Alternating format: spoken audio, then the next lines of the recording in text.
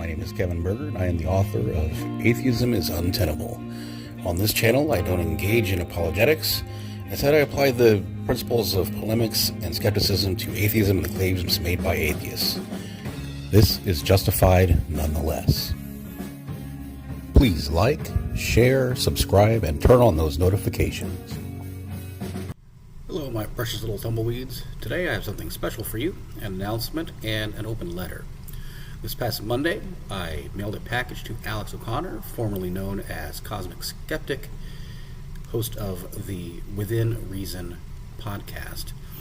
This package contained a copy of my book, Atheism is Untenable, and a solicitation for his thoughts. I also sent him an email, which I will now share with you. The email reads as follows. Hello, my name is Kevin Berger, and I've mailed you a copy of my book, Atheism is Untenable, in which I argue that if the same degree of skepticism is applied to atheism as anything else, it becomes unsustainable because it requires that one who dismisses the claimed existence of a deity instead accepts some other proposition for which there is no more evidence, though that proposition will vary depending upon where exactly one falls within the spectrum of atheism. I would very much like to solicit your thoughts on that book, as well as some of my other related works.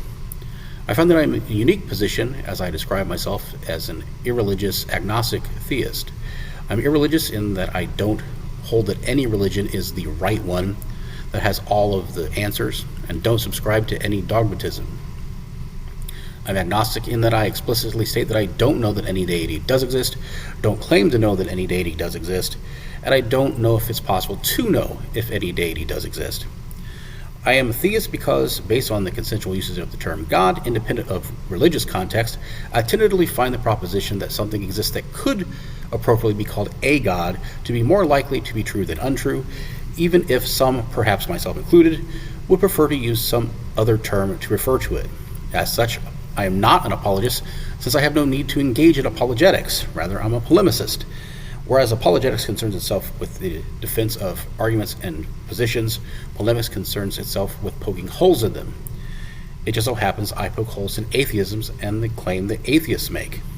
I'm currently in the process of writing a follow-up book in which I argue that the concept of an absence of belief in a proposition as distinct from the presence of belief in its negation is intrinsically incoherent. I also question the motivations for expressing non-belief, whether the subjective experience of an absence of belief is illusory like libertarian free will, and whether or not finding neither a proposition nor its negation any more likely than the alternative, read believe neither, is feasible in reality, among other things.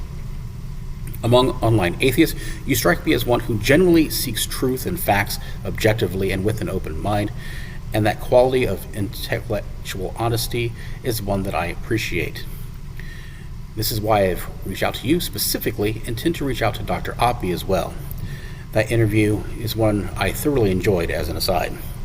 I would very much like to share some more of my writings if you'd be so gracious to provide your feedback.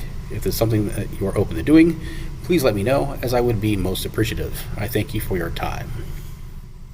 As of the recording of this video, I've not received a response from Alex. However, I'm optimistic that I will. After all, I'm certain that he is a busy man, and it's too early for him to have received the package anyway.